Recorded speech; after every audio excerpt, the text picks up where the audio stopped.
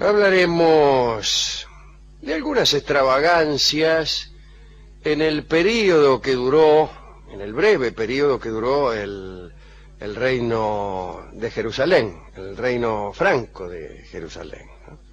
Así que comenzaremos cuando los cristianos tomaron Jerusalén en el año 1099 y andaremos contando algunas cosas que sucedieron, ¿no? El reino franco de Jerusalén fue fundado justamente después de la toma, en el año 1099. El primer rey fue Godofredo de Bouillon.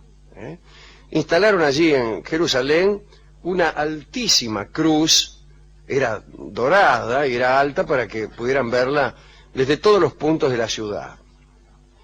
Hay algunos detalles, algunas cosas interesantes de este efímero reino que no sé si se estudiarán en los colegios. Cuando yo estudiaba Oriente, Grecia, Roma y la Edad Media, formaban parte del programa de primer año del Colegio Nacional, ¿no? De modo que a la Edad Media no llegabas nunca. Llegabas con mucha suerte a la mitad de Roma, ¿no? Y después era un momento de la historia que te quedaba lleno de lagunas, ya que salvo que te dedicaras después en la universidad a estudios históricos pertinentes, ya te quedabas afuera. Bien, la primera extravagancia, la primera rareza podría ser esta. En 1118, es decir, unos 20 años después de la toma de Jerusalén, dos cruzados, dos integrantes de las cruzadas, Hugo de Payens y Godofredo de Saint-Omer, formaron una orden nueva, una orden de la cual hemos hablado aquí, los pobres caballeros de Cristo. Y la misión que se asignaron fue la de proteger de bandidos a los peregrinos que empezaron a ir a Jerusalén. Una vez que Jerusalén estaba en manos cristianas, bueno, empezaron a ir muchos peregrinos, pero parece que los afanaban en el camino. Y entonces estos pobres caballeros de Cristo tenían como misión cuidar los caminos. Eran 9 al principio, calcule, no era mucho el cuidado que podían tener. 9 tipos para cuidar miles de kilómetros. Pero después su número fue creciendo. En aquel reino franco pasaba algo. No había hombres decididos que permanecieran en el reino. Porque los cruzados, una vez salvada su alma luchando contra el Islam, se iban, se las tomaban. Bueno, ya salvé mi alma, hasta luego. Nadie se quedaba, eran muy pocos los que se quedaban allí. Por eso el rey Balduino II testimonió su gratitud a estos caballeros, particularmente a Hugo de Payens, y le cedió una parte de su palacio, un pabellón que casualmente era vecino al templo de Salomón. Entonces estos pobres caballeros de Cristo empezaron a llamarse caballeros del Temple, o mejor todavía, templarios. Como se ha dicho, eran 9 al principio, pero su virtud era contagiosa y el número aumentó rápidamente. Hugo de Payens partió a Occidente a hacer conocer la orden y a reclutar caballeros. Los tipos llevaban el pelo corto, se bañaban rara vez, andaban siempre sucios de polvo, la barba crecida, en el combate eran muy feroces. Poco a poco el Temple fue recibiendo gran cantidad de nuevos dones, derechos sobre las iglesias, sobre los mercados, sobre las ferias, rentas de tierras, dominios enteros, casas, prebendas, diezmos, campesinos con sus tierras, con sus siervos con sus tierras, ¿no? También se decía que ayudando al Temple los donantes salvaban su alma, así que al poco tiempo los templarios tenían un montón de guita. E inventaron algo que iba a modificar la historia, digo yo. Cuando alguien quería llevar dinero al Oriente, desde luego corría el riesgo de que se lo afanaran. Entonces los caballeros idearon este procedimiento. ¿Quiere usted llevar 1000 libras al Oriente? Pues déjelas aquí en Marsella, nosotros le daremos un papelito, y con ese papelito que tiene una firma y un sello, usted se presentará ante nuestro representante en Jerusalén, y este representante le dará 1000 libras. Habían inventado el cheque, la letra de cambio, y habían inventado también, o habían dado quizá el golpe inicial para un proceso de abstracción de la sociedad que continúa hasta hoy, ¿no? Pero conforme creció el poder de los templarios, creció también el poder de sus enemigos y así empezó la leyenda. Algunas decían que Hugo de Payán y sus compañeros habían encontrado en el templo de Salomón el libro de los secretos egipcios traído del exilio por Moisés. Para otros, habían encontrado redondamente el Grial, el vaso de la última cena que había contenido la sangre de Cristo, una reliquia tan preciada que se la había ocultado en lo más profundo del bosque de Oriente, en Francia. Otros explicaban el poder de los templarios con secretos relacionados con los números, y especialmente con el número 3. Eran originalmente 3 veces 3 caballeros, bueno, todas esas cosas. Pero de todos modos, si había un secreto, el único que lo conocía era el gran maestre. Algunos de los templarios fueron verdaderos héroes. San Amán era un señor muerto en las prisiones de Saladino, que era el jefe de los musulmanes, porque se negó a que pagaran por él el rescate. Según él decía, un templario no tenía posesiones y por lo tanto era imposible pagar un rescate. Bueno, parece que los templarios hallaron la Santa Cruz en Jerusalén, ¿no? La que se tenía por la Santa Cruz, por la verdadera cruz, la Vera Cruz. Quiero contar esta historia que tampoco es muy difundida. La tradición atribuye a la madre de Constantino, a Santa Elena, el hallazgo de la cruz. Estamos hablando del siglo IV, el año 326. Parece que la mamá de Constantino viajaba por Palestina y fue guiada por un anciano al lugar de la crucifixión. En un lugar que conoció por inspiración,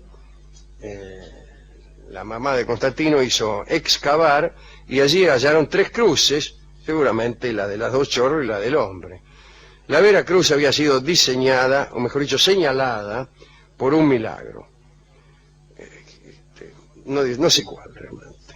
Encontraron también los clavos, y el milagro que se cita acá no es el más milagroso, porque lo realmente milagroso es haber hallado el lugar exacto para excavar. Aquí parece que el milagro es que señala cuál de las 3 cruces era la verdadera. Podría haberse optado por la del medio, pero suponete que estuvieran amontonadas, bueno, una de las 3. Sin embargo, parece que una enferma se acostó sobre la cruz, se acostó sobre todas las cruces, y después se vio que al acostarse sobre una de ellas se había curado. Y esa era la verdadera. Esta cruz, ¿cuál? La que había encontrado Santa Elena, Sí. se la llevaron los persas en el año 1614, pero volvió a Jerusalén en el 629 y allí la encontraron los cruzados en el 1099. En realidad no era toda la cruz, sino un trozo de aquella cruz encastrado en un madero recubierto de oro y de joyas. El patriarca de Jerusalén era el encargado de llevarla en los combates, y el patriarca de Jerusalén era también un franco, ¿no? Los cristianos la perdieron en la terrible batalla de Hattin, y allí Saladino, el sultán Saladino, la envió a Damasco. Después fue objeto de una negociación entre Saladino y Ricardo Corazón de León, negociación que fracasó. El sultán volvió a llevar la cruz a Jerusalén en 1192 y después se perdió el rastro. Ya jamás se supo nada de aquella cruz. Sin embargo, numerosos pedazos de esta verdadera cruz son hoy venerados en todo el mundo, y en cuanto a los clavos, que eran originalmente 4, se han ido multiplicando. En realidad eran 4, pero uno lo arrojó al mar la propia Santa Elena para conjurar una tempestad, de manera que quedaban 3. Bueno, ahora hay más de 30. Uno está en Saint-Denis, y en el lugar del descubrimiento de Santa Elena hay una capilla, que es la capilla de la Santa Cruz. Hay también un monasterio de la Santa Cruz de Jerusalén, que fue fundado en el lugar donde creció el árbol del cual se sacó la cruz, que es demasiado saber, me parece, ¿no? Bien. Sí. Hoy nos cuesta mucho imaginar la importancia que tenían las reliquias en aquel tiempo, y hemos hablado de esta importancia muchas veces. Por empezar, se prestaba juramento sobre las reliquias, tenían poder jurídico, así como el agua de la Estigia entre los griegos impedía mentir, incluso a los dioses. El jurar sobre una reliquia era una garantía de cumplimiento de ese juramento. En torno a las reliquias se reunían los concilios, los parlamentos, se guardaban los atributos del poder, los juramentos de los reyes también se hacían sobre reliquias, los peregrinos iban a las iglesias cuyas reliquias eran más pródigas en milagros, y entonces el fervor y paralelamente un interés comercial justificaban los esfuerzos que se hacían para conseguir buenas reliquias. Cuento algunas reliquias. Hay uno, el caballero dálmata, que se afanó para el conde de Cluny la cabeza de San Clemente, que era una reliquia en el monasterio griego de Tentafolia. Después otro monje que afanó una reliquia y estuvo 10 años metido en un convento para ver si podía afanárselas, hasta que se las robó, ¿no? Y se las robó nomás. Quiero decir, el tipo estuvo 10 años como monje en un convento planeando el robo de las reliquias hasta que se las afanó, ¿no? Hemos hablado muchas veces de San Luis, que era por un lado aficionado a las reliquias. En cierta iglesia gastó 2 veces y media lo que había costado la construcción en la compra de reliquias.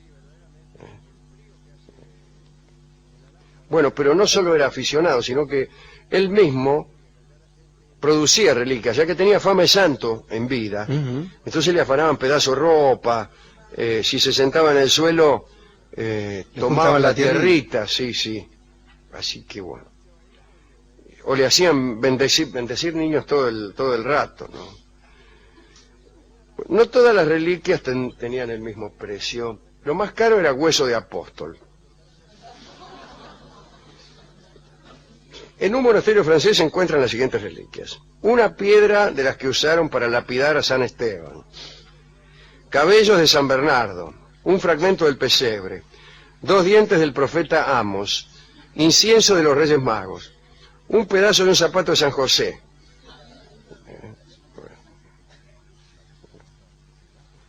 Bien.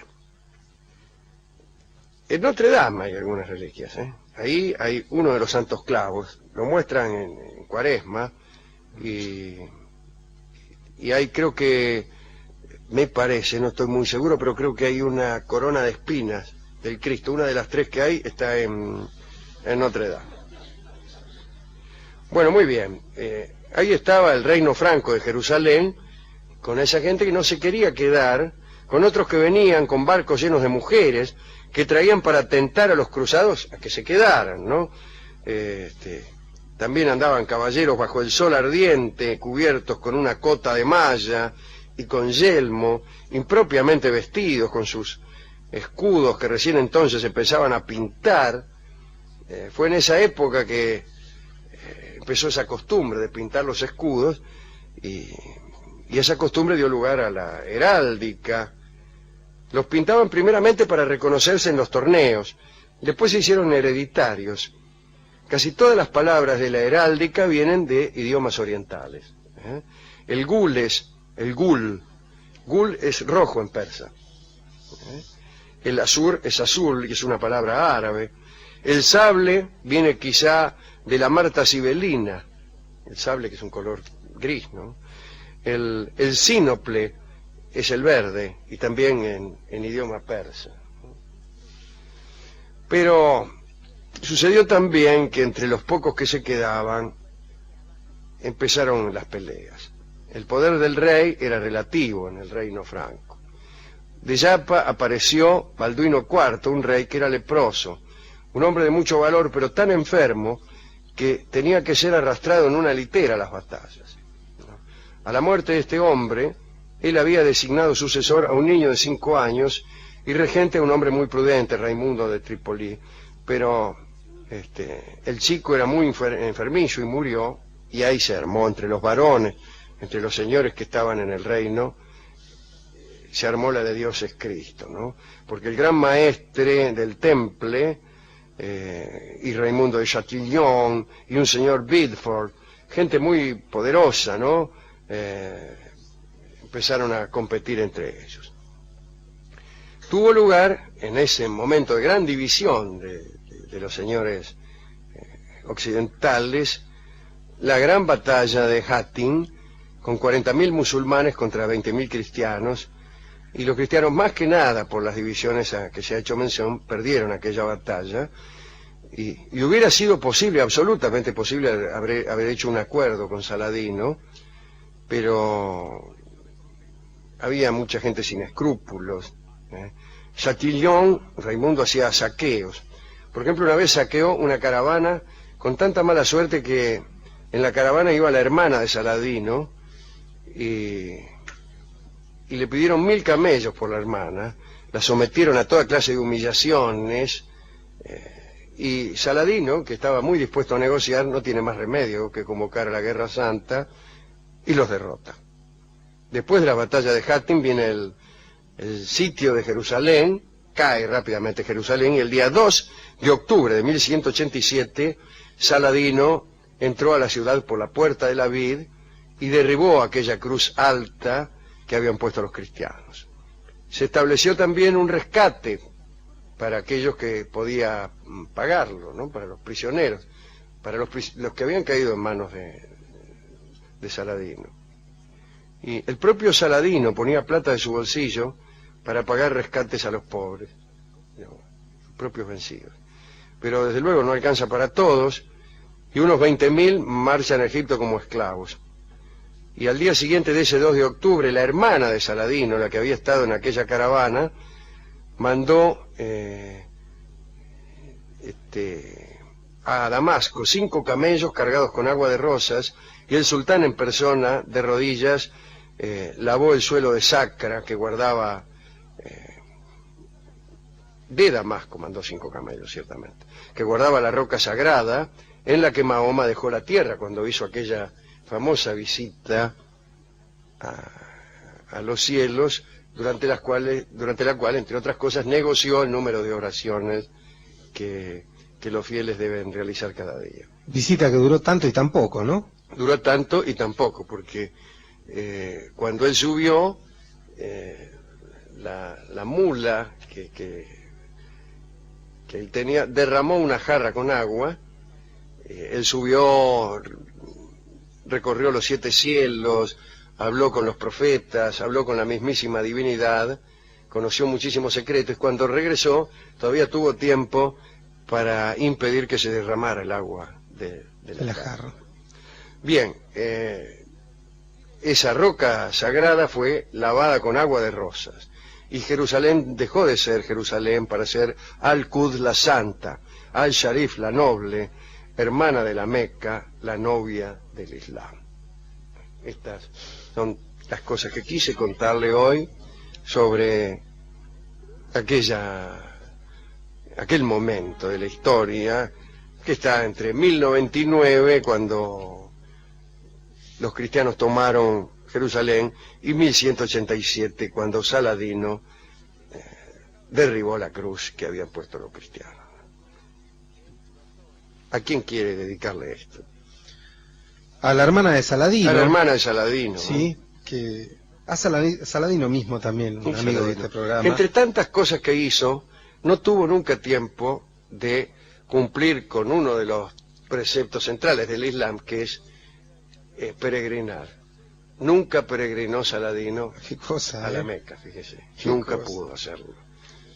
Sí, recuerda un poco la historia, digo, de Moisés, de llevarás la gente hasta ahí pero no podrás entrar, ¿no? Claro. Entonces esta cosa del más grande. Bueno. Y al que se le ocurrió a Alejandro llevar los barcos con mujeres para ver si los tipos se quedaban, porque qué mejor oportunidad, qué mejor convencimiento para que se queden los tipos que llevarle mujeres. Claro. Pero a esto no los convencieron. No los convenció. Aquí iban, luchaban, pero después se venían. Cosa, raro. El clima se les hacía muy pesado, porque ellos iban muy mal pertrechados. Llevaban, por ejemplo, se traían los caballos de Europa, que era una pésima política, porque ocupaban mucho espacio. Pero ¿por qué se lo traían de Europa? Cuando bien podían cazarlos por ahí, porque peleaban con armadura, y con lanza, y con yelmo de hierro, y necesitaban caballos que eran mucho más grandes que los caballos árabes, que son livianos y petizos. Necesitaban caballos grandes, como Penny Post. Percheroni. Todo eso insumía un esfuerzo enorme. Sí. Y desde luego los musulmanes peleaban con ropas muy ligeras, mucho más adecuadas para el desierto, y eran mucho más veloces con sus caballos que sabían andar en la arena. Con 60 kilos no es lo mismo que un caballo con 130 kilos de armadura, sí, como lo sabe cualquiera que haya ido al hipódromo. Y los caballos árabes tienen justamente ese andar, el paso especial para andar por andar en la arena, luego, levantan las manos y saben. Pero bueno, no se habían avivado de ese asunto. O se habían avivado y no les pareció pertinente combatir fuera de lo que estaba consagrado por la costumbre. Usted ya hizo sus dedicatorias, sí, señor. Yo ya hice las mías, y ahora cabe preguntarse... ¿Con qué vamos a amueblar este relato? Bueno, ya que hablábamos de cruces, escucharemos el tango que se llama Cruz de Palo, en la versión que ha hecho una amiga de este programa, que es Karina Biorlegui, con el trío de guitarras de Juárez, Salmone y Soria.